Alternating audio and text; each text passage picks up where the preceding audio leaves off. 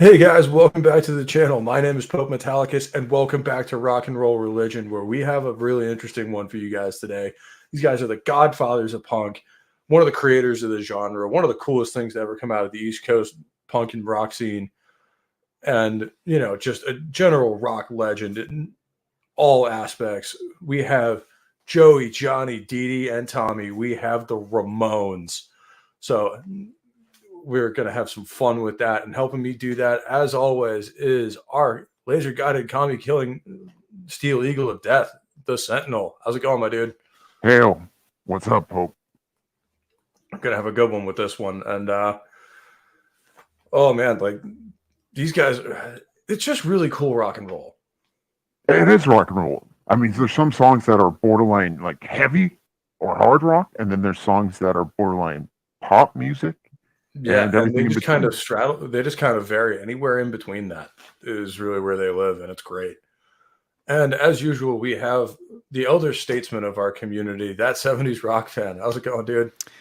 Yeah, it's going very well. I thought when you were talking about the godfathers of punk and stuff, you meant us, not the band. I'm doing well, mate. It's good to be here. Good to see you. Oh man, thank you for your wonderful contribution to last night's bourbon and birding. Bourbon and birding would be a different show entirely, which was awesome. The thing that we get to talk about stuff like that narrows it down. Yeah. The Ramones, what a band! Oh yeah, these guys. I mean, founders of the punk genre, and we have another addition to the stream. Welcome back to the show. It's Courtney's Fellowship of Oddballs. How's it going, Courtney? Hi, everybody. I'm doing great. I'm stoked to talk about the Ramones. The Ramones are fun, no matter what. They're like that. Band.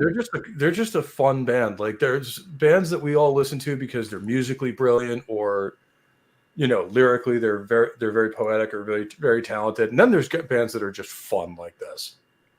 Absolutely. And hey to Soul Assassin. Hey, Soul Assassin's here, as usual. Always good to see you, my dude. He said I'm still stuck at rock and roll high school. Christopher Haynes, how's it going, my dude? Hey, Ruben. Good to see you. Hi, Ruben. And then, let's bring in our graphics here before I forget, as usual. I'm going to share this real quick. If my computer actually wants to do it this time. There we go. Sometimes it needs encouragement.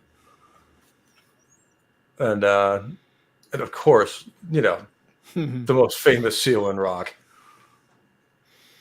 It's the only seal you can trust. Yes, exactly. It's the only one you can trust that looks like this. It's the seal of approval. Got the right names on it. In the Ramones we trust. Yeah. Absolutely. Way more trustworthy than the other thing that's based on. But, that's neither here nor there. Well, these days it didn't used to. Originally. Fair. The eagle, I noticed, is facing the olive branch, which is, that's we want peace, but we have a backup baseball bat just in case. Yeah, exactly. It's like, we want to talk nice, but then there's the baseball bat in case that's not happening. That's kind of isn't that perfect mentality. Because they have songs like "Beat on the Brat" with the baseball bat. Yeah, and that gets us right into the first record here, which that's an awesome song. Oh, I mean, it's look at these guys.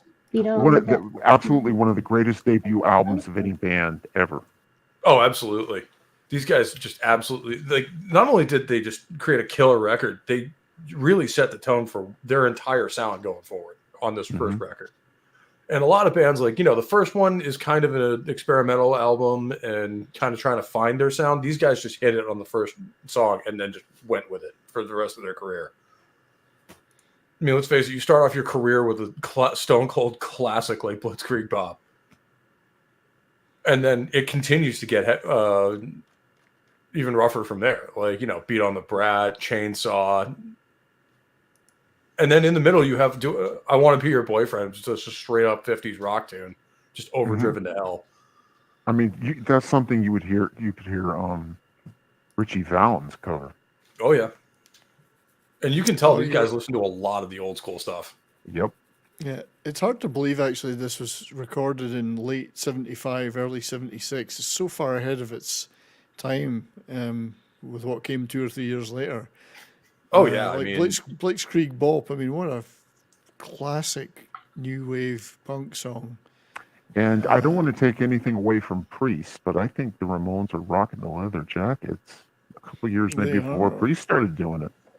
yeah. Well, I mean, this was kind of the punk scene back in that day. We had, like, you had the Ramones and Motorhead kind of going for that at the same time Priest was starting to. That was Priest did the 100% my whole look. leather. Oh, The, go the ahead. leather jacket. Yeah. 100%. I Like think that- Priest that was kind of- head to toe leather.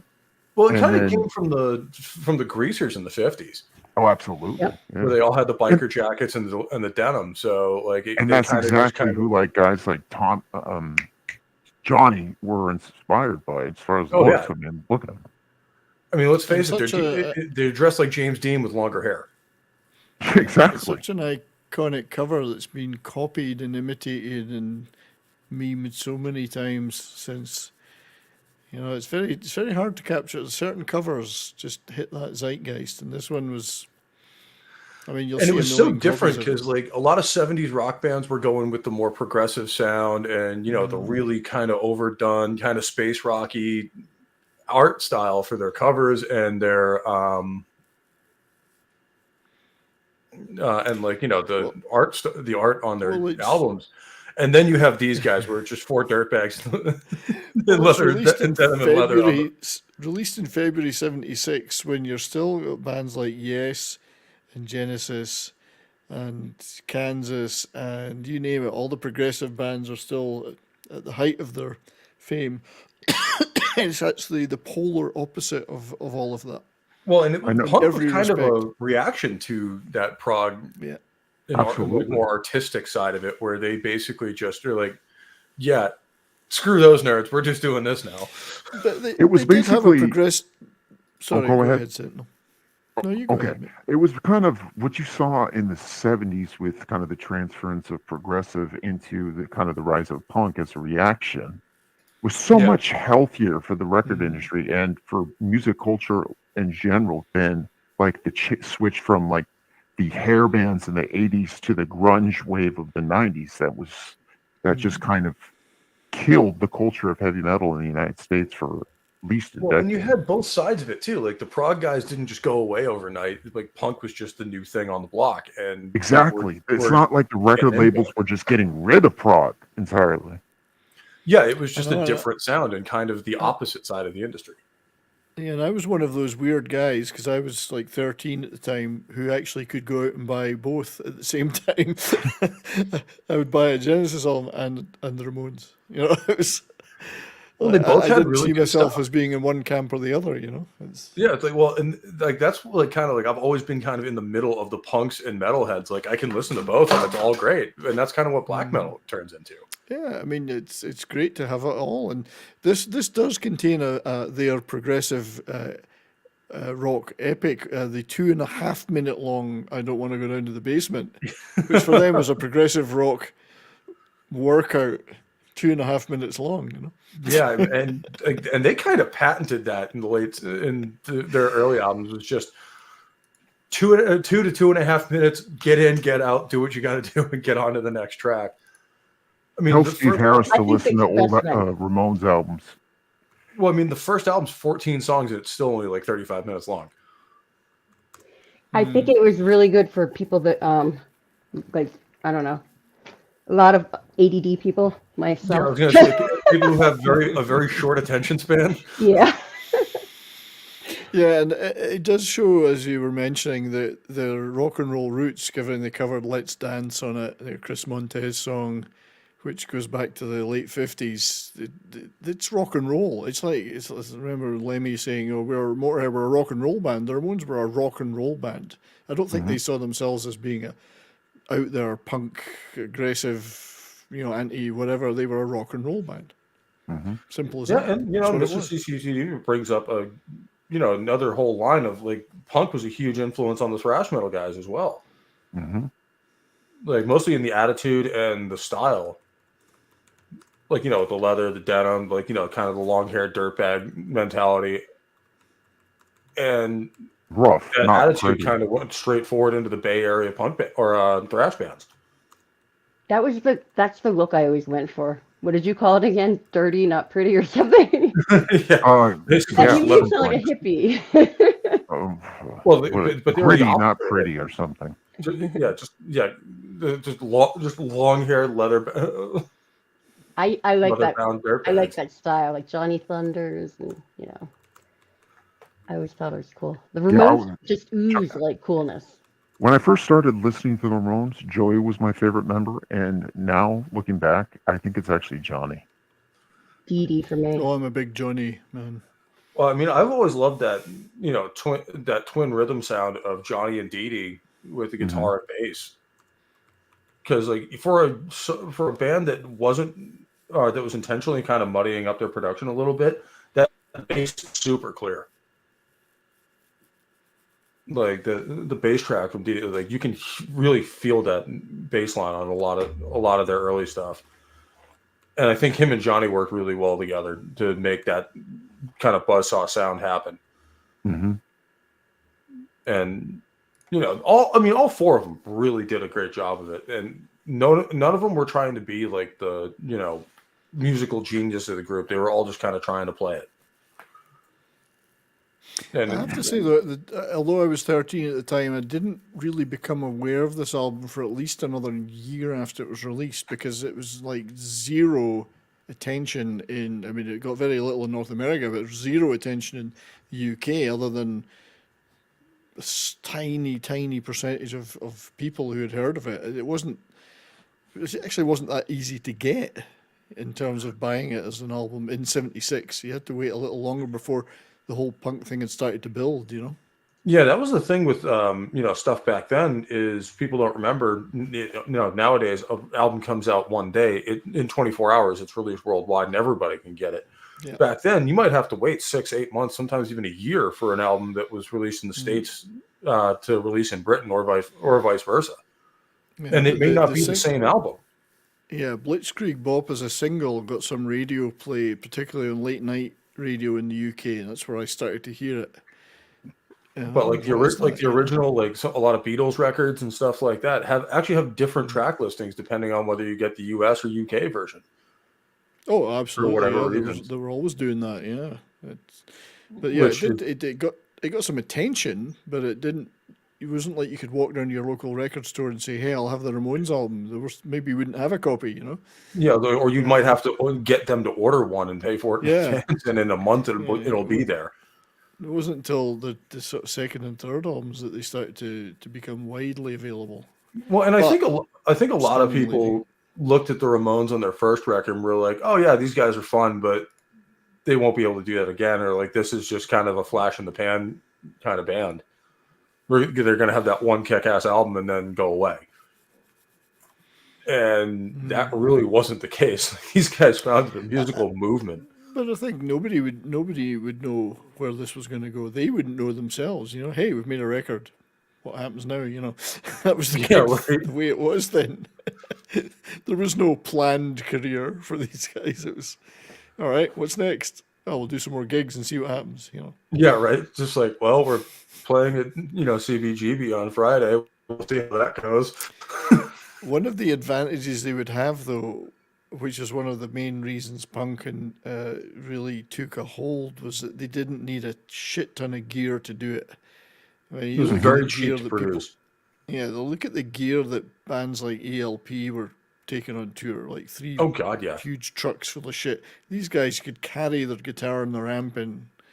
Well, maybe not the drums. Maybe two people. Yeah, like you could fit all of their gear in a van. In a van, which is back to the late 50s, early 60s ethos. We've got a white panel van. We can fit everything we need in there. Plus, we can sleep in the back of it. Yep. Which was great. And then they didn't have to worry about anything. They just set it all up right. 1, 2, 3, 4. Here we go. Yeah, and they kind of just pioneered that whole mentality and, you know, way of doing business as a band, where you're just kind of like, roll up in the van, set up, and here we are. Okay. I'm so sorry I got lost. and break it down and then go on to the next one. You need a GPS, So, Courtney. No, I I couldn't get back to the tab. I I wondered where couldn't you find my were. little stream. I'm not even joking. We're just been killing time till you got back. I know. No, Well, yeah. I just got my But yeah. dog. I just got my dog for the first time. I haven't seen him in so long, so there's a bunch of drama with that. But I've been a little course. hyperactive, not yeah. paying much attention. So I apologize. I'm gonna focus now. So I guess they did this album in a week. It cost them like $5,000 or something, or some ridiculously low And the amount. funny part is, it sounds like that exactly like something that was recorded in a week for almost no money in the best possible way. Like, Yeah. they took that, parameter and that limitation and just like, all right, let's freaking do it. And then they just sounded like that band that was really happy to be making a friggin' record. Well, when you look back to the Beatles' first album, recorded in 12 hours, Yep. like two Well, the takes Beatles were was the most famous they for got. that. I'm just doing things in Yeah. one take, just 2 takes. hammering through an So entire album and then going for it. But that's the right ethos, you know? The Oh, yeah. Beatles. I thought Black Sabbath had the record because they did their first record in like 16 albums. No, they hours. set the record for cocaine budget on a single Yeah. production. Oh, that's what happened. But yeah, that's mean- a rock and roll ethos. You know, let's just get it. Now, if you've got the songs worked out beforehand and played them a million times live, then you can do that. I think it's harder to do if you don't have that. But clearly, these guys had been gigging and doing those songs live, so they No, and they were probably basically used just to did just the showing live up, set. playing their set, and going home. just do a live set, you know, and And it sounds that way. Like, it sounds exactly like what you would see on a live stage with them just being recorded. we forget how many. I forgot how many classics were on this album. Absolute Oh, yeah. classics. A lot. You know, Judy's a punk rocker, Blitzkrieg Bop, Beat on the Brat. Yep, It's just Chainsaw. classics. Yeah, I Want to Be Sedated, I think, is on this album. No, too. that's on the last album we're I going to think talk that's it. about today. Okay. Actually, no, sorry, the But, second one. it's just like stone cold classics that you hear in elevators now. Like, that's the thing. Like, I'm amazed that they have this many tracks that would go on to be like staples of their entire career that they just knocked out of the park first time out. You know what really sucks is that. Oh no, they did. See, I thought they had all died before people started recognizing their greatness, and then I suddenly remembered that they were introduced into the Rock and Roll Hall of Fame. Well, So- unfortunately, all of the original 4 are gone now. I think Yep. the last one of them died in 2014. I got Yeah. to meet Dee Dee. Oh, Marky is still alive, I thought. Well, yeah, but he wasn't one of the originals. Oh, that's true. Like, there are Yeah. like surviving members of the band, but they weren't the OG lineup. Like, this was Joey, Mhm. Johnny, Dee Dee, and Tommy.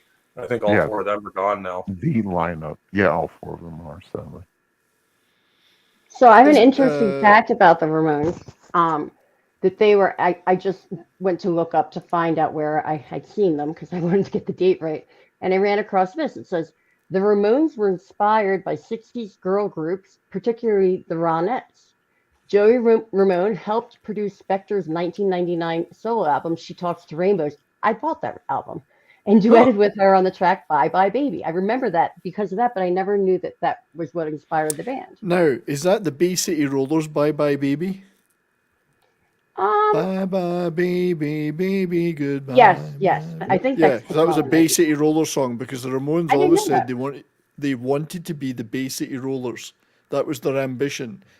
That's so cool. I never knew And the that. funny thing You is, didn't they know that was a Bay succeeded. City Rollers All that song? no one, they're way bigger than the See, Rollers ever Courtney, became. you keep bringing up songs. I keep bringing up the original of them. Well, you're older than me. Okay, give me a little credit here. Not much older though. That's Quite a true. bit. That's true. That was probably their biggest gig, was Mr. Burns' birthday party. That's right. That was So one of the Marky's- fucking funniest songs I've ever heard, ever. They had a tremendous sense of humor. I think when I did that punk special I played a clip of them getting interviewed on some show, and basically it was like, yeah, we just want to sleep late, and you know, when do you were want to be in a great. band? Well, I want to sleep late and whatever. Yeah, right. I can't remember what show that was, but I But probably they- got them. yeah, tremendous sense of humor. Oh yeah, And like, that was part of the punk mentality from minute one, is like, we really just kind of don't give a shit. We want to just kind of be lazy, play rock and roll, and that's it. But no, like that, and that really, it was weird because the Sex Pistols were doing the same thing at the same time across the ocean. And it's not clear that they had any kind of real interaction before this album came out. But within 6 months, you had the Ramones came out with their first, the Sex Pistols came out with their only one shortly thereafter, and the Clash came out with theirs the next year. Mm-hmm. So it was they beat all the others. They beat them to it, yeah. Well, yeah, but like within a year, you had punk rock as a genre just come screaming out of the ether. Whereas most other genres, it takes like 2-3 years to really kind of coalesce around a core of bands, and then you had like 3 of them just fire out of nowhere. And so you do know why they called themselves the Ramones? Well, it It's had a they Beatles were reference. based on Paul McCartney and his alias a when he used to check Beatles- into hotels, right? Yeah, Paul Ramone was an alias of Paul McCartney. I never knew that. That's so crazy. that's where Dee Dee, I think. I read was that the in first an to use interview. I think that Dee Dee gave at one point, Yeah, and that blew me away. That was like, oh yeah, okay. it's a Beatles reference, which is hilarious because it's Yeah, pretty well, I mean, obscure at this that one. period, the Beatles were like everybody listened to them growing up. Like, I've been listening to the Ramones for more than half my life, and I never knew that. That's awesome. Yeah, it's I love shit like that though. that oh just yeah, these it's a little trivia, connections. like the guys you never knew people listened to. Like, everybody admit, like, Richie Blackmore admitting that at one point that his favorite band was ABBA. Yeah, and Isn't that you saw everybody's that favorite documentary band? too. Yep. That Richie, oh my Everybody loves god, that ABBA. Richie Blackmore documentary is freaking awesome. I suggest it's you great. watch it. And his The, wife is an absolute smoke show. I'm not gonna Yeah. lie. But yeah, the isn't ABBA everyone's favorite Scandinavian death metal band? Well, I mean, we'd have to ask our expert in Paradise for that one, but Those are awesome covers, by the way. Those are so good. I love all the death metal ABBA covers. They're great. I've got a whole load of them now. They're yeah. fabulous. I love the death metal bands that just like don't take themselves seriously whatsoever, like Austrian Yes, Death Machine. exactly. Yeah. When they do take themselves seriously, they look like complete idiots. Like, Well, what's yeah, that because guy? they realize it's like we play a genre where we just howl into a microphone and just play as brutally as possible. Exactly. Did the Ramones We're- ever cover any Beatles songs? Though I don't know if I can remember any. I I'm trying to think. don't think so off the top of my head, which is I odd. can't I can't remember. think of any. Don't think so. No, I can't think of any. They did a lot of rock and roll covers, but I don't remember that any of those. But If they did, it would have been later on because I've listened to all 4 of their first records, like just today, and nothing jumped out at me. So I wouldn't say they've never done it, but they didn't do it early on, which is usually when people no, I do don't the recall roast them covers. doing it. Yeah, They did do a Bob Dylan cover. everybody does though. Everybody. Like I don't know who hasn't done one. I've just Cheap Trick. I've got a few in their live repertoire. I've just because I'm prepping for that show tomorrow. But yeah, everyone did Bob Dylan. I think the Bob Dylan covers are better than the originals. I completely agree. Well, And they yeah, covered Bob the Dylan. Doors too. I'm looking at right now. These are, I didn't take Yeah. it as it comes. Did they do any Stooges? I can't remember if they did any Stooges. You think they would probably? I'm just looking at like one set list from a show that is not a show I went to, but it's like on the same page. So I'm not sure yet, but I'll find out. No, I was just trying to think of any off the top of my head. I mean, obviously we. No, can I look don't it up, but- remember specifically if they did. I feel like I would have remembered that. But no, like after this album just took right off, and like you said, they shot up the charts. Everybody was like, "Who the hell are these guys?" And everyone expected them to be kind of a one-hit wonder. And then Leave Home came out, and it was just like, "Oh, so these guys actually still came to play." Okay, this was only like I 6 know- months after the first one. Yeah, and it's funny because that cover has got quite a modern look It's to much it. more 80s feel to it. Yeah, it's that's a fairly modern look. That could be an album of any '80s band. And that creates a lot, and it's using a lot of editing and backdrops and stuff like that. Whereas previously it was just 4 assholes in front of a brick wall. I don't mind that look either, but No, I love that when they strip down and go simpler. It's fits the Ramones a lot better in my mind. Where they never tried to be anything fancy. They were just four dudes in leather jackets from New Jersey. Exactly. And My I think favorite they look so song. much cooler than like most people. They're just, I don't know, the way they pull it off. Well, My I mean, favorite like, song the on this entire album punk is actually a sphere cover. kind of adopted that. Where if you look inside of most rock or punk venues, like CBGB or any of the local rock clubs, there's nothing in the way of like fancy shit or anything like that. Like the lighting rig's really, really simple, mostly because we're probably going to break it. Like either the band or the fans are probably going to break it by the end of the night. True. Like Very true. you don't want to have any nice things in a rock club because it's going to get That's broken very and true. or have blood all over it by the end of the night. You just made me think of a specific situation for that. Not having to do with the Ramones, but it was Andrew WK, and I didn't go to see him. I went for a Bikini Bandits after party because Corey Feldman was there. However, Yeah. when they started playing, they had this huge glass chandelier. I'm talking like 14 feet around, and it fell on everybody. Yeah, not surprised. Yeah. And you've been around the Boston scene just like I have. Like, Oh gosh, I've seen know- stuff get destroyed. I lived above the Rat, so yeah. You've seen like smaller venues like the Middle East or the Paradise and stuff I like have that. gone to every of those. Yep, I've seen a ton of shows upstairs and downstairs of the Middle East. Yep, the Paradise. The Middle Absolutely. East Club I miss. Like I've been to a bunch of shows there. That was really good. You know why they were so cool? Like that club, like in general, was so cool. Is the owners. If you actually like sat, like I was a big drinker back then. Everyone I hung out with. If you actually sat at the bar or sat and ate, like if you were drinking for long enough, the owners would bring out free food for everyone there. Yeah, pretty much. Like the coolest place. Yeah. I mean, I think they just that was closed or something. Or I think that was being bought. possibly an attempt to get you to sober up a little bit, but Yeah, absolutely. Yeah. Oh yeah, that place would get out of control, man. And upstairs would get out of control, like that tiny little room up there. Yeah. That was fun. And another then you place that I saw get You had destroyed places like completely. Sammy's Patio over in Revere where it was, just a fun little club and maybe what, I've never 50 been there. people? I've never been there. I don't think. Revere. It's like right on Revere Beach. It was actually a really cool little venue. It's like basically just this little dive bar with a stage. And, I think that was the only place I've ever played live. That was actually really cool. Oh, that's awesome. And Yeah, the only time I performed live, I wasn't actually playing guitar. I was singing for a Motorhead tribute. heck That's about the yeah. only, because that's about the only one I can do. My friends, the band got pretty popular. I'm sorry about my background. I'm Yeah, no I'm worries. watching my dad's house, so I have I was gonna try and put something up, but I don't have anything to put up. Don't worry about it. We're cool. My look good. friends, close friends, who are in a band called The Unseen. They got big in Boston. They Yeah, did, I've heard of the Unseen. They were really good. Yeah, Trip, who's like he was one of my best buddies back in college, but now we're all adults everywhere. But he had a Ramones cover band, and they were so funny and they were so good. So that's an example of one of them. But I just wanted to bring up one more place about places that get destroyed. Not even just the venue, but I went to the Stone Pony in Asbury Park in, I don't remember the year. I wrote down the year of the 2 Ramon shows, but I'm not going to go back and look now. I just had scrolled by it. And the hotel that was across the street, not only like the Stone Pony would kind of kick people out if they were getting too whatever. And I don't know if people know the Stone Pony. That's like where Bruce Springsteen used to play a lot.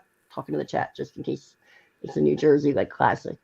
Well, they had a Holidays in the Sun kind of punk festival. The hotel across the street, there were couches getting thrown out of the window. Begs, the place, someone set a couch on fire. I'm sorry, a couch on fire and threw it out the window. They were from Boston right? too, actually. Not just for a punk band, but for just New Jersey in general, just flaming couches. It was like That's totally an out of the interesting movie. name. It was awesome. I wonder when that club was formed and that club was open, because there was Linda Ronstadt's first band was called the Stone Ponies way That's back true, in the 60s. yeah. So I'm just wondering if there's a connection or if it's just pure coincidence. Like maybe they played there or something. I don't know. I don't know where Linda's from. It could be that she got the name from the bar, or the other way around. Well, it's curious because that's the only two times I've ever heard that reference, that name. Yeah. So. They opened in 1973. So Linda would have been that's going by probably- then already. Yeah, Stone the Stone Pony is Ponies New were late Jersey. 60s. Yeah, late 60s. Yeah. and it's known for launching the careers of many New Jersey music legends, including Bruce Springsteen, the John Bon Jovi, as I say, and Southside Never heard Johnny of him. and the Asbury Jukes, Well, that's better, including though. yeah. So they got all them. It's right on the boardwalk. It's a cool place. Nice. It's a lot of fun. Yeah, I Yeah. don't know if there's any. I think because the Longstad is California, and I don't think there's any connection. Yeah, I think she's Bay Area, if I'm not mistaken. Yeah, Like I who? don't think there's any. Linda connection Ronstadt? between- Yep, she's Bay Area. Yeah. But it's interesting that that name just came up twice. There's only 2 times I've ever heard it. I don't even know if it's an actual reference to anything. Or Yeah, whether it's and just- like it's not a very like name. common thing. Like Stone Pony is not really like a pop culture reference or anything like that. So it's not something that would right. be. The band name came from a Delta blues singer song, according to the internet. The Stone Pony Blues. So it's an Okay, old Charlie Patton song. that didn't makes a know lot of that. sense. Yeah, Because that's a where lot the of these rock originally clubs came used to be blues places back in the day. Yeah. So this album, this is the first one I remember being widely known. It was a bit of a hit in the UK, like top 40. So this was the one that really broke them there. Yeah, and before we get into that, we have a little bit of an interview here that they did. Let me see Yeah, if I this can- is the one I Ramones right now. had on my show, this clip. It's quite a good interview. Maybe longer than you want. Well, I guess so. They love you. And by the way, your names aren't really Ramon. You just didn't know. coincidence, You you never. know? It's a coincidence. Yeah. You just all happen. When we met in the elevator, we all had the same Joey's name. last name is You Hyman. never give your real In real names, life. but you don't want your mothers to be subjected to that. Disgraced. Right, right. Yeah. How'd you? My mother just left the country, you know. How did you get together, you guys? We started like summer of 1974, and we grew up together, lived in the same block, we were friends. Something we always wanted to do. It's a natural phenomena. Can you see? Yes. Well, Yeah? don't do it there. It's not the right spot, you know. All right. And by the way, you know, I was meaning to get a haircut. you didn't have time. No, it's too many things to do, you know. What do you do? What do I do? What do you guys do all day? Nothing. Nothing. I love that. That was a great You know, number we that feel you did. cheated that Tom ain't here. Thanks a lot. We don't appreciate, you know, not that, you know, We wanted to nothing argue with personal, him. you know, right. What do you want to Can I just say that I thought that was extremely rude to just touch his hair like that? That Yeah. that It was is. very Yep. rude. Yep. It's like when people go up and touch pregnant girls' bellies, women bellies, without asking. Yeah, it's just like one of those like don't do that, especially when you're giving an interview to them. Just like Yeah, I if just it was love, prearranged, fine, but yeah. I love they're how like acting- everybody else is like kind of acting normal, and then there's Dee Dee who's like not even looking at the camera, not doing just kind of looking down. Just no shit's given. But they're pretty snappy with the comebacks. About something. Yep. I loved your number, but I couldn't understand a word you said. Do you people? We don't sing words, just sounds. It's all telepathy, you know. Uh-huh. Yeah. So they have to get it just by osmosing the whole. They osmosed it in. She You does started this back interview in well. the mid-70s. I want to Yeah. know. I was going to type out a lyric sheet for you tonight, but I have it. We want the airways. This business is killing me. The Ku Klux Klan is stealing So my this baby is away. Yeah. And, Later. teenage They had the- lobotomy. Yeah. We got it all. Yeah, this is later on in their career because they're talking about stuff that wouldn't come out until the 80s, I think. I would say Yeah, 87 by the I look think it's of the it. Graham Gouldman produced album. I can't remember was it Private? No, not Private. The one that Graham Gouldman produced. But even later on, this is still a really good indication of just who they are as people and their kind of mentality. They're which from is just- they're from the Bronx, right? I believe they're from Jersey, but they like formed in Queens. Okay. Because they seem really Yeah. down to earth, just kind of funny, quick. Yeah, they're just four street punks from New York, essentially. Yeah, they formed in Forest Hills. I don't know where Queens. that is. They're from Queens. Yeah, Queens? they're not. Yeah, from that's right, Queens, Queens, they're New from York. Queens. Okay. Yeah, Yeah, and Joey's real name I don't have in front of me anymore, but it's and stuff like it's not Rockaway I think Beach it's and Joseph Hyman or something else. Yeah, Hyman. something like That makes sense.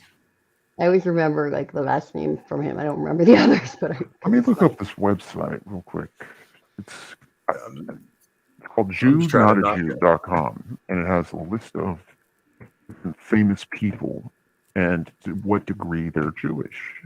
So let me find Joey Ramone. No, Joey's. While you're doing that, just for one moment, because I know this was brought up before, and I may have missed what was said, but you were asking about like Beatles covers. Was that brought up Yeah. because of how they got their name? Yes. Oh, we just- Okay, yeah, you we said just that already mentioned because I didn't hear that part when you said that, and I did not know that. I just saw it on the thing that I'm looking at. And I'm like, I did not know Yeah. that. That's very sorry, No, late guys to everything. My bad. Yeah, I'm just trying to not get us copyright claimed by staggering this a little bit because I know Yeah, we YouTube don't need to show the rest of it, but there's just Yeah. a couple of interesting bits. Are like, what do you like to do all day? Well, nothing. Yeah, Pleasant I mean, Dreams was the album. This was the Pleasant Dreams era. Okay, so this is later. So 81.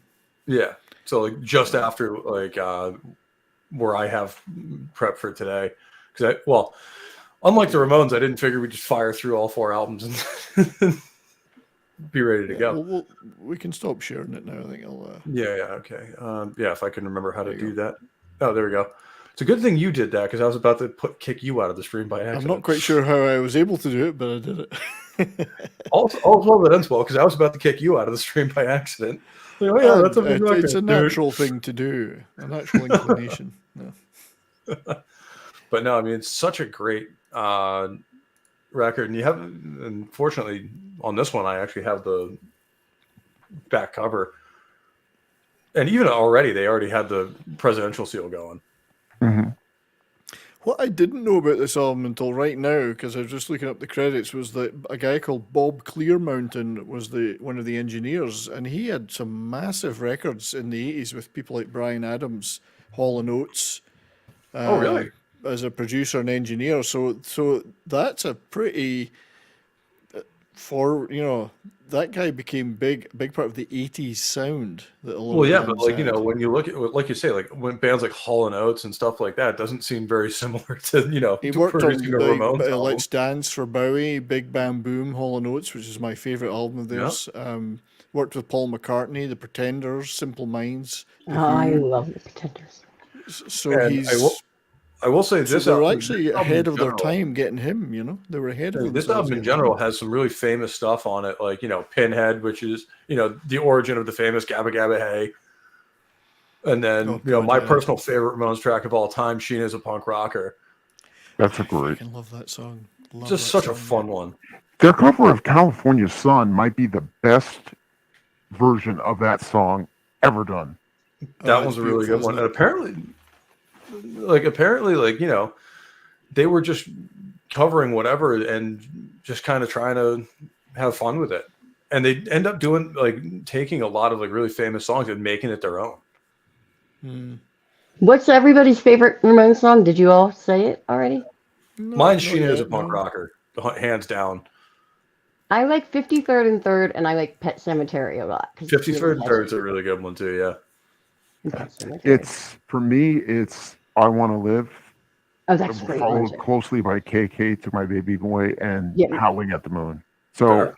All very of those are different good eras. too. You picked some good ones actually. Yeah. It's hard to pick a favorite one. Yeah, it is. It's Ramones. really is. extremely They hard. have so many yeah. songs.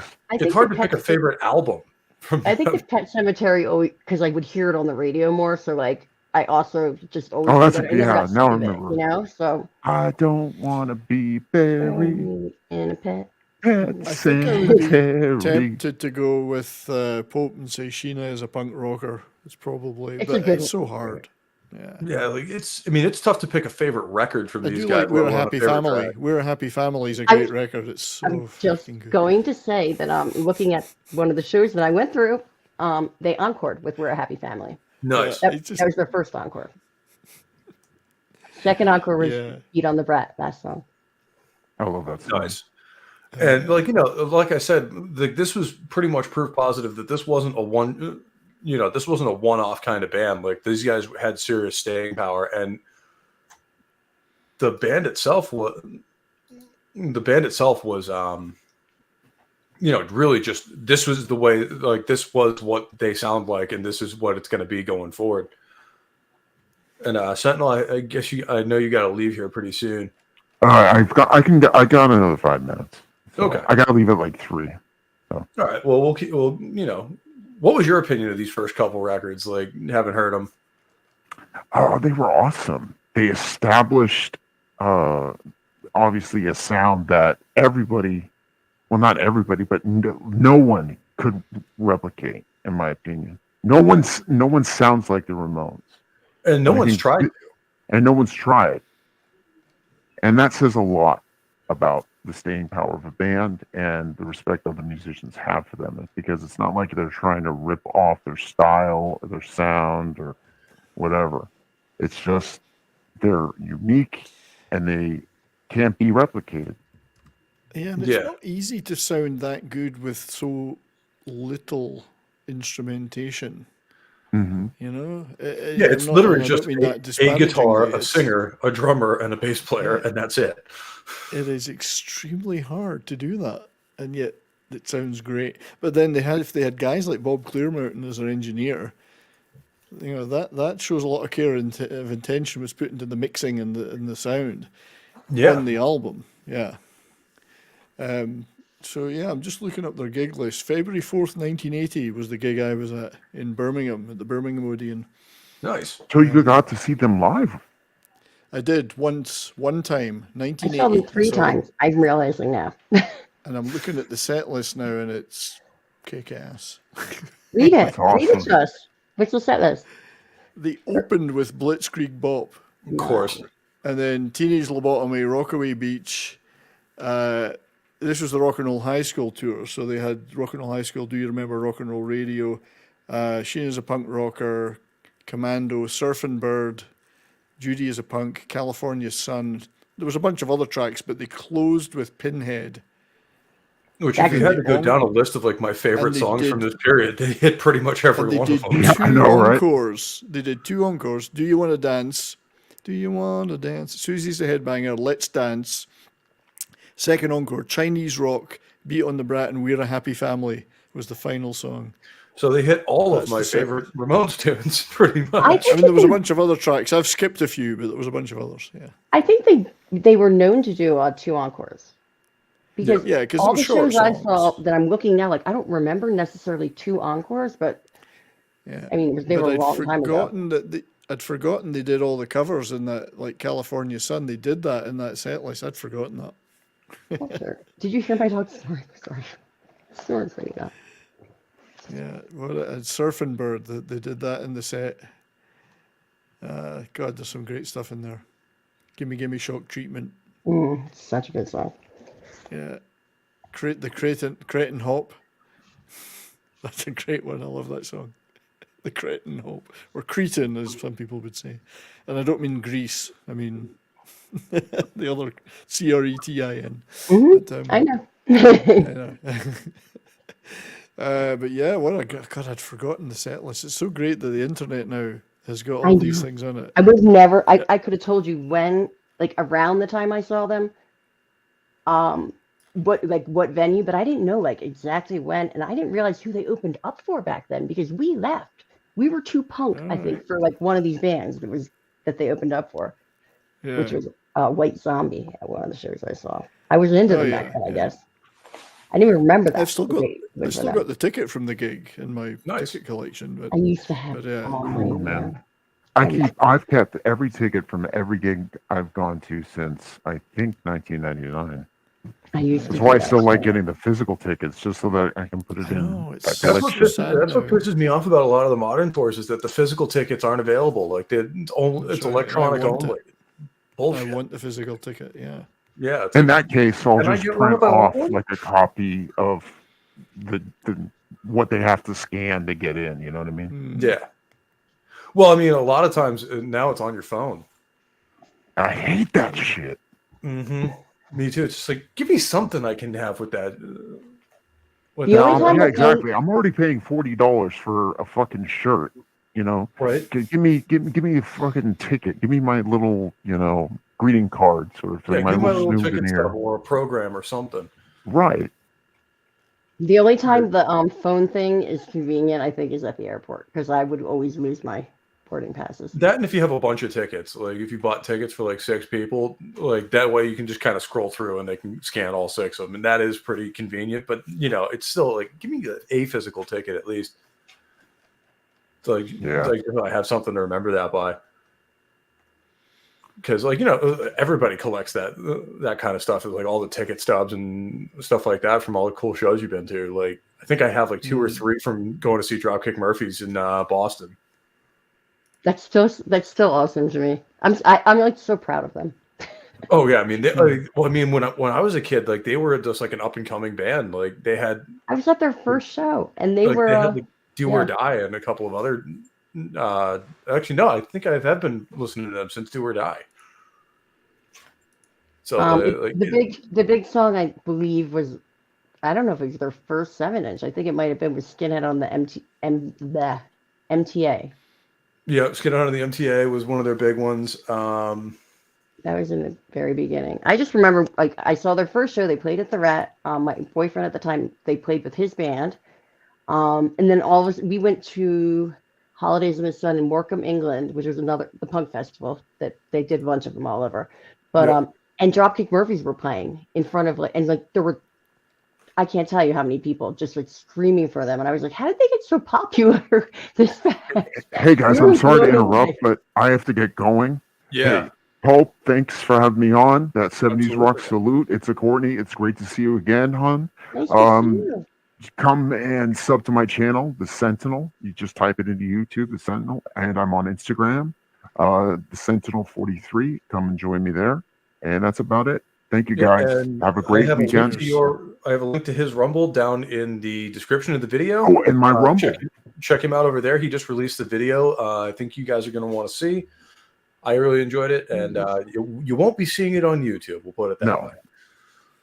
All righty. Take care, guys. See you, buddy. I'll drop the link to your channel if I can figure out.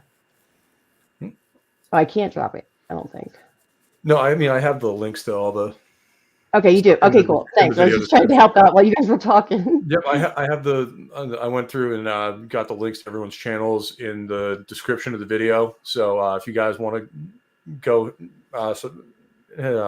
hit all those up, that's what they're there for. Thank you guys for getting me up to 28 now on Rumble. So I'm going to be doing some live streaming over there going forward too. I was 25. But my name is like way awesome. Weird on there. It was like just a random thing. Are we still talking about concert shows we saw then of theirs? I mean, talk about anything you want, Courtney. Yeah, I've never seen the Ramones live, unfortunately. I just remembered when I was looking through the list because I was like, we saw them at that weird place. Well, the first time I saw them was a little outside of Philly in Upper Darby at the Tower Theater. Tower Theater is a cool place to see shows because it's not very big. And just neat little side fact, the Rolling Stones came through when I was in my 20s at some point and played a show at the Tower Theater. And the tickets sold out in like 10 seconds or something, like online. I couldn't get them. I didn't have fast enough internet. But that show, I remember I went with my like punk rock boyfriend who was older. I don't remember anything. That's when I got introduced to Frank Black, though. They opened up for Frank Black. Nice. So that was cool. And I'll never forget because my boyfriend got kicked out of the show. And I didn't leave. My girlfriend and I did not. We were not going to leave. Right, you shouldn't leave. And he was so mad at me. That's your fault. He was so mad at me because he was like, I'm the one that got you the tickets. I mean, this was in 1994. So I was just like, I just started to drive maybe, 16. I saw them the second time. It was, I think the same year. And that was the weird show. It was at like the Philly Convention Center or something. And I remember we couldn't even see anything because there was some convention going on. But the other big one that I remember, so that one was supposed to be the final tour, by the way.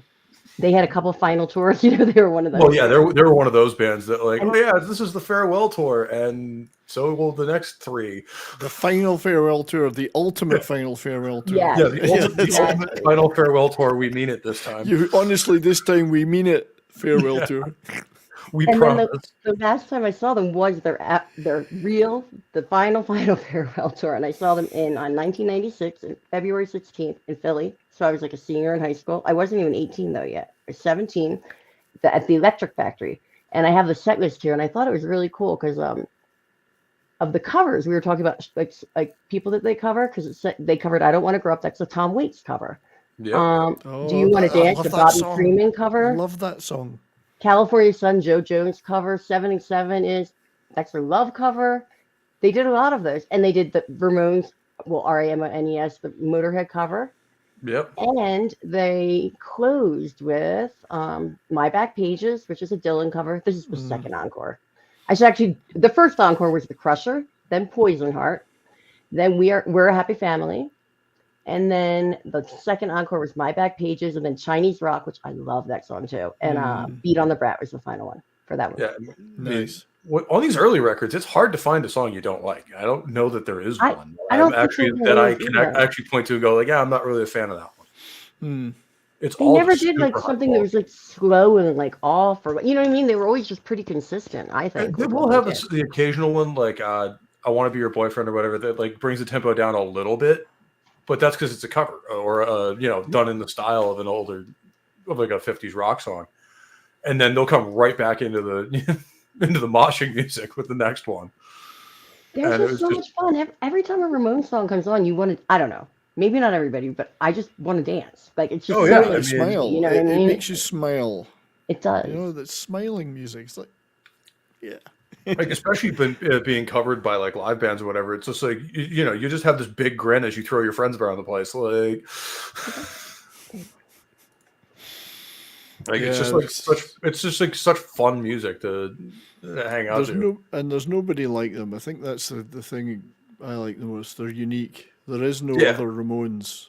There is Dee only Ramone was Dee a Ramones. very interesting person, and I don't know. I think he was doing a solo thing because I never got to see him actually play. But I was in the bar area when he came into. They called it the Pontiac at the time, but it started out as J.C. Dobbs on South Street, and it's back to J.C. Dobbs. But we just ended up hanging out with him. He was. I like weird people. He was definitely a weirdo. Well, I mean, that's I think what I drew him or drew everybody to him as kind of like one of the not really the head of the Ramones because they didn't really have one. But like he was the oddball of the group. Mm-hmm. He was just an His interesting biography is personality. excellent too. If we got the biography signed by him. Oh, Maybe nice. he was there for a book thing. I drank a lot back then. I don't know. I'm trying to remember because I don't remember him playing. I don't think I would have left if he was playing. But anyway, yeah, he was. He's really cool, and his autobiography is amazing. It's really good. It's a fast read. Nice. It's a quick read. There's some stories in there that are very interesting. So Yeah, like all four of them just have that like real down to earth type of attitude though, where you could picture them just showing up at the bar and having a couple of beers with with everybody. Like I said, these guys are just pretty much street punks from New York. Like they don't have any pretension about it whatsoever. I love them, and I just love I love the like New York. I won't say the other word, but like that accent. A lot of my friends, like I grew up in a very Jewish neighborhood, and their mothers all would have that accent because they grew up in New York, and it all reminds me of that. And I don't know why it's so endearing to me. Hi, Boosh. Oh, it has that like inner New York, like Brooklyn and Queens accent, like all through it. Just like, we know exactly where you guys grew up. Yeah. It's like listening to me, and it's like, yeah, you're not from New England at all. Do you mind if I just say a couple highs to people in the chat? Yeah, absolutely. Go for it. Fadden just showed up, and Soul Assassin has been here. The Sentinel will be here with us, obviously. Lord Thoth. And Praise be Lord Thoth. E. Clay Thompson was here. I just wanted to say hi because I missed a couple of people and we were all absolutely. I've been keeping an eye on it, but I haven't been putting them up. Because I've been lazy today, but no, like these guys, and then like this Courtney's Fellowship of Oddballs person is here every now and again. Like, and I put in the wrong thing for his link, and I deleted it, but it shows up here, so you showed what I deleted. I have all of their all of the links, I think, except his Instagram because I'm not on there. I'm still not a good mod. I tried. But... I should probably create an Instagram for that page, or for the show anyway, so I can actually share it somewhere.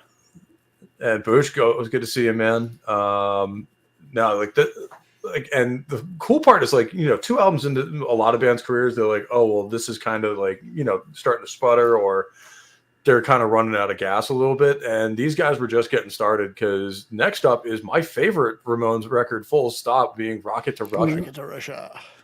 I have that shirt, but I wasn't going to be the person that wore the shirt on the stream. You know, I usually am, should just have. because I I should have have. to- I have that. Take that one off now and put that other one on. Yeah, You yeah, want me we'll to wait. grab it? Go do it now. I'm not kidding. Do I it. have to go all the way across to the other side of town. Oh, But I'll be right back. no. I'll be right back. Yeah, this But is is a it- phenomenal album. And it's interesting that on the cover they went back more towards the first record Yeah, they get than went the more backwards produced from the set- modernistic. than the more Yeah. produced look of the second one. So they immediately they tried out. I think they tried out that more produced cover, and it didn't really grab people as much. So they went right back to the one that worked on the first record. Yeah, the other one didn't seem to sit so well with them. It's far too modernistic in the 80s, and this is much more their And style. this is set in 1977. So like Yeah. I think it was a little ahead of its time. But I mean, there's some real Stone Cold classics on here. Oh, Rockaway yeah. Beach, Sheena's a Punk Rocker, a Surfing Bird, their version of Surfing Bird. Do You Want to Dance, their cover Yeah. of the old hit, rock and So, roll like, hit. I think this is my favorite out of the original Ramones records. Like the whole thing just flows really, really well together.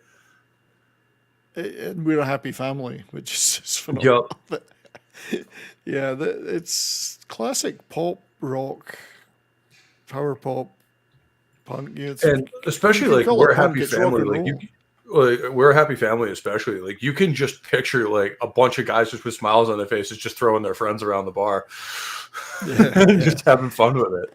Yeah, they even did a cover which is on the later remastered, expanded versions of Needles and Pins, the old Searchers hit from the 60s. Well, other people did it, written by Sonny Bono as well. But Yeah, and that was a good little cover.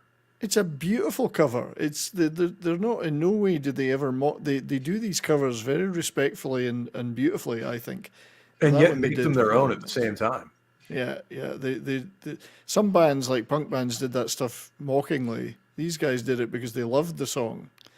Yeah, a And they lot made of it the their later own. stuff, like Black Flag's done a lot of covers and stuff like that. A lot of that like really had that like mocking kind of derogatory tone to it. Yeah. The Ramones were never like that, where No, they they- played the albums, the songs that they really liked, and Very respectful. we're yeah. we're trying to do their take on it, not mock the song by doing a really shitty cover of it on purpose. Yeah. Yeah, it's probably I mean it's a classic. There's no doubt about it. This album is a total classic. Should be in everybody's top 50. or I more, mean, you know. I think all four of these records are actually. I think we're doing five, and I can't count. But we are well, doing five. that's Boston fans. They can't count to 5. It's Bruins true. fans can't count to 5. You see, you have a blind spot. Oh, It's like the Monty Python and the 1, rabbit. 2, Count 5, to 3, 5. No, 3, sir. 3, sir. oh, and Courtney's back. How's it going? Good. I'm Courtney's just back. trying to put on this. She's still got.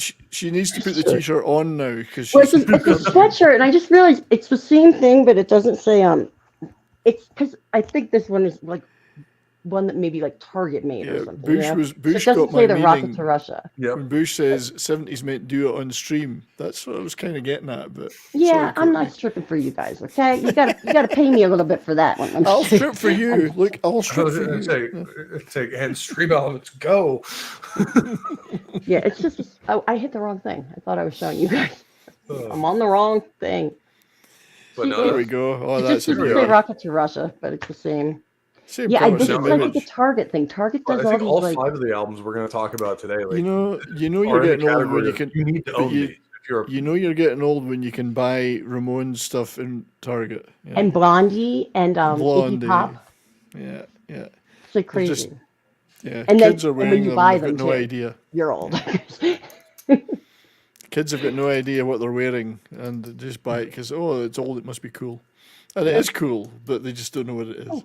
Yeah, like that's the thing. Like I'll see a lot of people wearing like old Metallica T-shirts and stuff like that. They don't listen to. I know. some of that Like stuff. Iron Maiden, they've got an Iron Maiden T-shirt on. Have Yeah, you listened to the music? Oh no. The one that really used to get me mad was I would occasionally see like some like 17-year-old girl with was like clearly being that person, like wearing like a "Welcome to Hell" by Venom T-shirt. Just like, you do not listen to Venom. Yeah, so you've never listened to that. This is like not this exact same, but when I taught a seventh grade guitar class in Brookline, Mass, actually at the Thomas, I forget what it was called, school, it doesn't matter. But so there were two kids in the class, and they had their jean jackets with they had like unseen patches and the casualties, and I know they had the unseen and the casualties, but I just remember like trying to be cool, with the students and whatnot, and they did not believe me that those were my friends. I was like, you really think Right? You're like, yeah, sure they are. Stiff? Like they Well, were like, especially yeah, being right. trying to be edgy teenagers, like, yeah, sure they are, whatever. It's just like, yeah, no. I just remember being like, no, really, I really like. I wanted to bring them in to like like meet the class. Right, just like, really blow the kid. Like, yeah, by the way, those guys you think I don't know, here they are. Yeah, they were. I just remember they were so mean to me. They were like, no, you don't. And I was just like, okay, all right. You're teaching. So this album actually in the UK was a hit, but it was less of a hit than the previous one. That's kind of surprising given what's on Well, here. it's because, well, the band themselves said it's because the punk thing was in full swing by then, and they were associated with that and all the negative publicity that was going along with it. So That's it true as actually well, had yeah, a 'cause detrimental effect to them because they'd been around before that shit started, like the Pistols. Yeah, I and mean, the whatever. Sex Pistols had already come and gone by this point, and Johnny had already basically poisoned the BBC against the punk scene. And the Ramones had nothing to do with that, razor blades and spitting and blah, blah, blah. And it kind of backfired a little bit on them commercially. I mean, it might have still made them look cool to some people, but I mean, it helped the Sex Pistols out. Unfortunately, it screwed over both them and the Clash. yeah, and it attracted a lot of people to their gigs that were there for the wrong reasons as well. Yeah, a lot of the early punk movement was really, really hampered with the skinhead showing up and there was a lot of the thinking wrong that they people were part of running the scene. gigs. Yeah. Oh, in Philly, and I'm not even in that early era, obviously, but in Philly, that was a huge thing. We would get like from different areas, like the AC Skins would come, and there were always fights. Certain clubs wouldn't even put on shows anymore. Hmm. Yeah, like it's a lot because of venues just wouldn't let metal or punk bands anywhere near the stage anymore because of some of the crowd that would show up. Well, It's a and shame. then they started not letting people in with like just a studded belt. Like for Yeah. a while, it was like you couldn't have like big spikes because somebody was going to get hurt or something. But I'll never forget because I had this 70s probably knows what creepers are. Do you remember the shoe with Yeah, I creepers? do. Yes. So I had these like absolutely. awesome. I wish I still had them. These awesome. They remind me of like Wendy O. Williams. They were like creeper boots, and they looked so metal. They were like studded at the top and had like all this stuff. And I was like, they're just like a pair of boots. I wore them there only I forget what show it was even. Something that I really wanted to Popularized see. not only by Gene Simmons but Comics Division as well. Oh, really? That's right. Except he had the very tall versions, the very Yes, high heeled ones. I would just wear the ones that were like like the. But yeah, the boots. I was like, I loved those boots, and I remember I had to leave, and I wasn't far from where I lived. It was somewhere on Langston Street. It was one of the places there. Hope would know, but it was Might have Iggy been, Pop. like, It was an might Iggy have Pop been the show. Avalon. Like back I then, it think would have been the Avalon, I think. It was the On bigger one Lansdowne? of them. Yeah, probably Avalon then. Iggy Yeah, Pop it's was the one playing that turned into the House of Blues. there. Yes. Right down the end of Lansdowne Street, like right next to the. I didn't know right next that. to When the did park. they get? When was it the House of Blues? What year? They turned that into the House of Blues, and I it think after the 2000? early 2000s. Yeah, I was gone by 2000, 2001, I think. So Okay, so yeah, I think it don't was remember that. early. Yeah, I remember I 2000s left home and by then. ran home to change my shoes because they were like, I wasn't gonna go in there with no shoes, and they're not getting my shoes. Those were like rare. I found them in like Camden Town, in some weird shop in Nice. London. I got mad a couple of years ago when I think it was the House of Blues stopped allowing bullet belts into their freaking venue. I'm just like, really? They did that everywhere for a while. Like, And it's like, Like you want to have metal acts, but you want to say that the fans can't wear bullet belts and shit in there. What the Lemmy hell's would wrong have with had trouble playing there then. you? Yeah,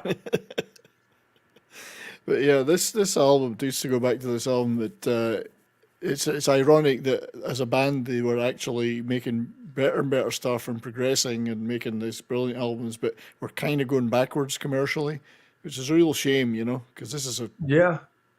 Well, I mean, at stupendous this album. point, like the punk scene, like you say, was in full swing, and that dirtier, nastier punk sound had kind of taken over even the mainstream stuff. Like Queen was getting comments that their stuff sounded too clean and needed to dirty themselves up a little bit for like News of the World and stuff like that.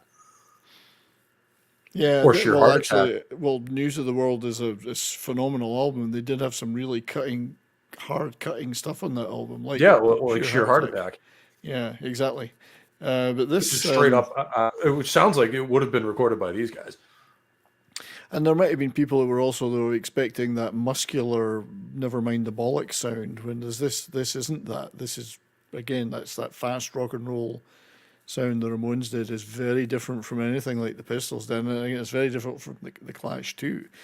Yeah, all three of the founders of the genre all had very different sounds that Very they kind different of sounds, all just kind of fit in the same broad bucket, essentially. That this Yeah, the Ramones are really dirty rock and roll. roll sound that we don't know what to do with, so it's over there now. Yeah, the Ramones are a classic rock and roll sound. They're a rock and roll band, and Yeah, the Ramones really are just a rock band that's overdriven to hell. yeah, Almost, they're Classic almost rock and more roll like sound. Motorhead than they are any of the others. that is in a comparison I would agree with. Yeah, I mean, obviously there's huge difference in certain aspects, but they're both straight ahead rock and roll bands. Yep, with really loud production, essentially. Yeah, yeah. So yeah, I love this album. It is a beautiful album and band at the peak of their powers. It's a shame that they were already starting to fall apart in a sense. With Yeah, interpersonally, I think there was already starting to be a little bit of infighting here and stuff Well, like Tommy that. really- That happens. Tommy really didn't want to be a part of the whole. I mean, he didn't like the touring. He didn't like the clubs. I can see Yeah. that. I can understand that. You know, a lot Yeah, of I mean, it's a high-strung lot of pressure to go out there people in night after shitholes. night in a lot of these very dirty, very rundown clubs, because that's where punks were playing at the time. Like CBGB back in the days was like the CD bar. These are like toilets. They were like toilets. Yeah. Their toilets were disgusting. I went to a Yeah. lot of shows at CB's. Well, I mean, I think didn't CBGB get condemned after a while? Like they tore it down. I don't know why they shut down. I just I think remember when they I I watched think the health department documentary, but I eventually can't shut them remember. down, and they had to tear it down and start that over. was probably did watch- before when I went to shows there. I would I did think watch then. the documentary in it, but I can't remember. But it looked like a seedy little shithole to me. Oh, which it in the was. back in the It day was would have tiny. suited. It would have too. suited me just fine back in the day. Right? No, like when the years like that I went there, it was like you would walk in and it was just narrow kind of. There was a bar on the right, and then you could go up like there's a little area where they sold merch up typically up there, and then just this little tiny area in front I of love the bars, stage. bars like that. I love. And then you like just go King past Tut's, the stage on the left, downstairs, and then you're like in King like Tut's in Glasgow or something. They're just brilliant. They're tiny little places, but you see the greatest bands in them. You know, that's so true. rough, Well, it's rough. very similar to a venue in Boston I went to see Airborne at in September, the Paradise Rock Club, where Paradise literally is awesome. their singer's guitar neck was over my head at one point. Wait, is Paradise the one on Com Ave? Yes. That's where. Okay, that's funny. I was in a conversation earlier, and I was trying to remember where I saw the Brian Setzer Orchestra, and that was at the Paradise. I was trying to It's a describe great little it. They venue. fit the whole orchestra in there. They fitted the whole orchestra in. But they're like a big band shop, you know. I know. It's still a lot of people. Yeah, that it's whole not much- venue's probably isn't what, there? like 200-300 people, maybe, if you're really packing them in. No, I think they could hold more than that because I could fit that much at the bar that I was doing my punk at. But it was still small. It reminds me a lot of like not the Electric Factory, the Trocadero in Philadelphia was like the same Yeah. kind of size. Well, there's a show of its own though to talk about these venues. There's an We entire should show do of that. its I've been own. to a lot. I've worked at some too. All right, and 70s, I guess you must be leaving this as well. Unfortunately, I do have to leave you guys together so you can just Well, I you can kind of have join to together. go too. Oh, So I maybe don't, we I should. don't want to abandon Pope. Just I'm trying not. My dog got here and I haven't watched him yet. So Walton, yeah, It's I'll just stay with you, Pope, for a little bit. We'll go through Yeah, some no, more content. we'll just go through. We'll just go through the rest of these. I think we got 2 Yeah, albums I'll left. stay with you if you Just got more. I'm fire not going through to them do real two. quick, two or and then- three minutes if you want to flip to the next album, then Yeah. or do you want to linger on this with a really cool album cover and a really good Well, album with Road to Ruin. one? Fucking awesome! Yeah, look at that cover. Now, who did that artwork? Oh, I'd that's have the to- name of the. By the way, I'm sorry to interrupt again, but that's the name of the two guys from the Unseen that did the Ramones cover band. They called themselves Road to Ruin. Nice. And I love like the almost like boardwalk caricature drawing that they did for the album cover. It's really cool. I wonder It's who funny. did that artwork. Yeah, that's the kind of thing I don't know. I'm not Curious. But looking it up. it does seem like the kind of stuff you get on like the boardwalk in Atlantic City or Mm. you know Mhm. someplace up there like that. You get Wildwood, street New art. Jersey. Oh, right. It's a guy called John Holstrom, who I don't know. He was an underground cartoonist. I remember the character Bosco that he did. So he did stuff in Village Voice, Punk Magazine, heavy metal. He did some heavy metal artwork. And I think I have the no. What's the name again? Unfortunately, that's the end. So it's that's John the other one. Holmstrom. I remember him now. John Holstrom did the cover. Founding There's editor of Punk Magazine. There's some really classic stuff on here too, including their second biggest hit ever, "I Want to Be Sedated." It's still a good song. I don't care what anyone says. And Oh, they God, did yeah, Needles it's- and Pins on this album as well. Yep, That was that's a actually great on one. this. They're all so Yeah. Like this entire period, there's not an entire one song I can pick to and go like, yeah, I don't really like that one. Because even if it's not like the best song individually, they all fit on the record really well. Yeah, but I mean, And I Want to then, Be Sedated is an absolute rock and roll classic of any. I mean, it's still Any played list. on rock radio today, And and I think it's been played on every single tour they've done since this record.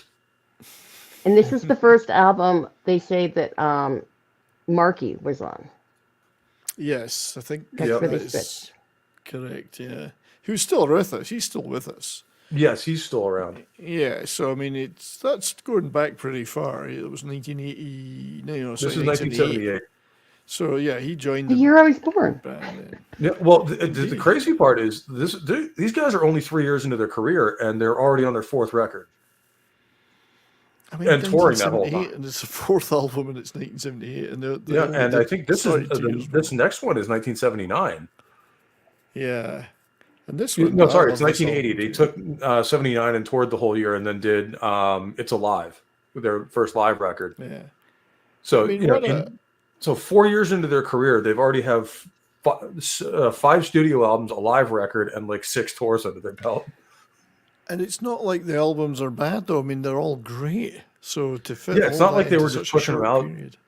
And most of it's kind of like just generic stuff. It's all really good and really indicative of the Ramones themselves. But this one is this. So this is the tour I saw them on after. And this is a very different album because of Phil Spector.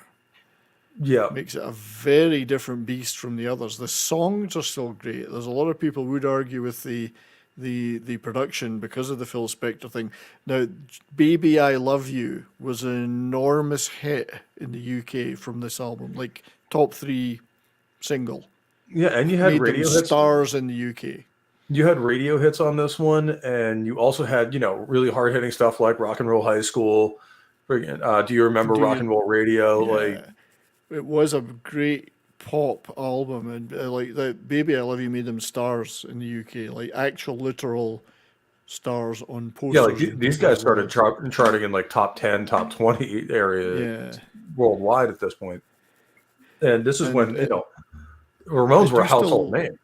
I know. I do still love that version of "Baby I Love You" that they do. It's the vocal. Joey's vocal is just phenomenal on it. I Yeah. agree with you on that one. I do. Yeah, the vocal is so good on it. I don't know what it is because he's not got a traditional great voice, but it lends itself so well to that material. Yeah, like they're the band that you wouldn't think would do a lot of this stuff really well, but it just fits. It's just like the back. He's got this kind of tone in the back of his throat with the accent. It sounds. Just the way he sings "Baby I Love You" is just beautiful. So you gotta love it. I'm gonna go listen to that later on. The other cool thing about them, like if you look like Joey, especially Joey, but they never changed their hair. and I love that. Yeah. I'll Like look they at that didn't, you know, picture. change it through like the like That's a pads great and whatever. picture. But yeah, I mean, what a great album. Chinese rock. Great Yeah. stuff. Just, yeah, I mean, a different sound, but still the Ramones and still beautiful.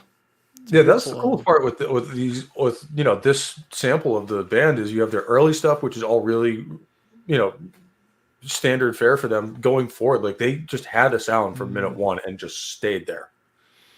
Yeah, I just love that picture. Isn't that a great picture? Yeah, pretty much. The low slung guitar. So rock and roll. I just noticed he's wearing a Marine tank top, Oh, yeah, I see that. which is interesting. I didn't even notice that until right now. I always wanted to be well, able to do the low slung bass thing when I played bass. I couldn't do Well, it. that's how I have my guitar straps slung, because I have these really long monkey arms. So like I I'm the always just have opposite. my guitar I have really to play low. up here. I have to be up here because I've got such short arms.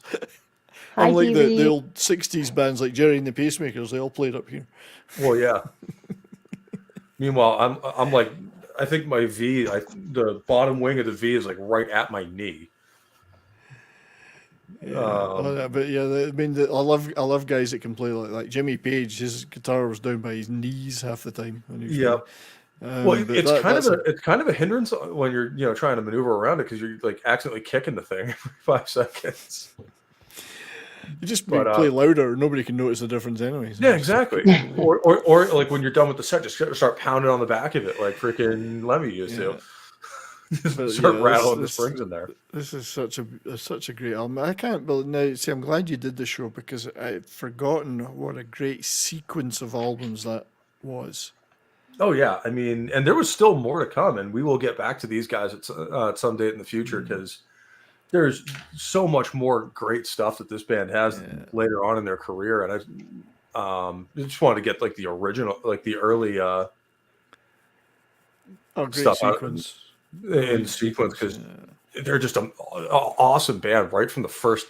And I'm so time glad I anyone got had to ever see heard them them. on this. So glad I got to see them on this tour. And I Yeah, would have this taken seems you, like the Courtney, tour but you're to only them 2 years old or something, so I couldn't take you. Yeah. You should I have was found me already- though. I feel I like you was could have already- found me somehow. I was already in the Air Force by then. Oh yeah, my parents were at Grateful Dead concerts probably. Which I mean, you lucked out where like you guys lucked out where you could actually still go see bands and stuff like that most of the time. Where like half the time I was in the Marine Corps, like we were in the field for weeks I did on miss end. a lot of stuff, but at this period I was doing my technical apprenticeship, so I was in And then one I place. think I missed the Metal Masters tour because I was actually on deployment. And because I was near Birmingham, big city, second biggest city in England, lots Yeah. of gigs. And especially I the couldn't rock and afford to metal go to scene, them all. like Birmingham's where all that started. Yeah, money was the problem. I couldn't afford to go to them all. I had to True, pick and yeah. choose because I just couldn't afford it. I was like, I was only getting like £20 a week or something. I don't know. But, Yeah, and and a with lot of that had to go in beer. So hey, I mean, priorities. priorities. Yeah, I really do. Unfortunately, have to drop out right now, guys. But Yeah, absolutely, great man. show, Pope. Thanks for doing this. Great show. Absolutely, and I guess we'll see you tomorrow So I'm going to for. see you guys Oh yeah, tomorrow. tomorrow. Cheap Trick, which I'm Tomorrow's gonna be prepping fun. hard for that one. I've bitten off more than I can chew. There's too much stuff. We tend to do that, but it all works out in the end. Yeah, so I've done the great montage, the opening montage though. So I'm looking forward to that. 3 p.m. Mountain Time tomorrow. Hope everybody will be there. I know you guys will, and I really appreciate it. So look forward to seeing you then. Absolutely, man. I Thanks for want coming people on in as the always. chat to know that you put in so much work into your streams and stuff that they're worth it. They're worth checking out just for his little Absolutely. montages and stuff like that. You do a great job. Thanks, Les. I mean, He does all the hard work, and then we just show up and make fun of it. Well, I'll be working late into the night on this one because I realised that I've bitten off more than I can chew yet again. But the montage is done, and it's the longest one I've ever done. 4 minutes plus. Outstanding. It was 12 minutes to start with, and I thought I better cut it down. So I've cut it to 4 minutes. And even then, I'm thinking, I can't leave all these bits out, but I've had to leave some stuff out. So Yeah. I've tried to do a kind of this is Cheap Trick thing, but. And there's some later for stuff. one in it, moment, not just please. it. Just Not 1 earlier minute, stuff. please stay. I will. I have a disaster for second. Hold on. No worries. I'm still here. Anyway, yeah, look forward to doing that show tomorrow. I will focus a lot on some of the earlier stuff like you've done today. I do have some later material that I'm going to cover too, though, of theirs. Yeah, I And mean, I'm Cheap, gonna- well, Cheap Trick is one of those. They have like really interesting stuff in every period they've done. one of my favorite albums of theirs is like from, well, it's not recent, but it's maybe 10 years old, but an album called The Latest, which is in my favorite albums of all time. And I've got to cover some stuff from that album at least. And I've seen the Cheap Trick, I don't know how many times now, 10, 12 times through each era, and just brilliant, just love them to death. Sorry. Oh, right, well, this time I will go, so. I'm sorry about that. I was just like, hold just 1 moment so I don't have to leave them all So alone. take care, guys. Have a good night, man. Catch you later. Bye, sweetie. See I you will tomorrow. see you tomorrow. I can't wait. And we're back to me. And then Courtney, I guess you're going to be on the show tomorrow too, right? Yeah, of course. Oh gosh, look at me. I didn't know I looked like this. I've probably been off camera most of the time. I didn't have time to get myself together. Anyway. And you said you're streaming again, right? I'm going to start on Friday. And Excellent. it's going to be definitely, I'll be there. Pete from Creepy Little Book always is my co-host. Hoff from Hoffcast should be there. And Ashley Lynn, she's my best friend. Her and Pete are from my area, like my hometown. Excellent. And they're both like my best friends. And it's funny that we all ended up with like YouTube channels at like different times. It wasn't planned. So that, and are we saying goodbye? Is that what I'm doing? Yeah, I think we're just going to round out the show here since everybody's got to go, and it turns out I do too. So yeah. So other than that, I'm going to start up Late Night Jongs, which is on my channel, and the link to the channel he said is in the thing. That'll be Friday nights, and sometimes I just do them random nights, but they're late. But every Sunday night, except tonight, I think. I may not be able to make it. I'm on Sunday Night Geekery on Mark D with a C channel. I always get the two confused. And then Mondays, I'm always with 70s, who was just on here with whatever he's doing, with It's Only Talk and Roll. And tomorrow, Cheap Trick's gonna be awesome. I've seen them a couple times, and I love them. And I'm excited. yeah, they're going to be. That's going to be a great show. It's gonna be so much fun. Can't wait. Okay. Right. Bye, And then as for me, I mean, you catch me here every week for Rock and Roll Religion, usually either at 4 or 5 Eastern, depending on scheduling. And then Mondays, you can see me on It's Only Talk and Roll over on 70s Rock Band's channel. In the link there, I believe I linked my own Rumble channel, not just everybody else's, but go check me out over there. I'm going to start doing some exclusive content over there, including gaming and, some other stuff, maybe some discussions with some people on, political philosophy and things like that. Just cool stuff to talk about that Mama Susan will smack us in the nuts for. And other than that, we are going to be doing another war movie review. You guys really loved that the last time I did it for the Veterans Day stream. So we are going to be doing another one. According to the poll I put up, you guys really want me to do Full Metal Jacket. So that's going to be the next one, I think. That is the best scene with the drill sergeant. Sorry. Yep. And the funny part is I've actually lived in that squad bay. Oh, that's so cool. That's a legit. That is legit. One of 3rd Battalion's squad bays on Paris Island, and when you go to the range, those are the barracks you live in. That's so cool. So cool. that'll be an interesting one to review, because it's been a while since I've actually seen the movie in its totality. Not that I couldn't, basically quote it verbatim. I think everyone that likes that movie can quote the drill sergeant, like what he says to everyone during that scene. It's so funny. And even in the second half of the movie, there's still some pretty funny shit. Like when they're all like when they're designing the Western movie while the freaking camera's going by. Yet more stuff we can't say on YouTube. Which should be like half of the things that happen in that movie. But no, thank you guys for showing up as always. Chat, you guys have been amazing.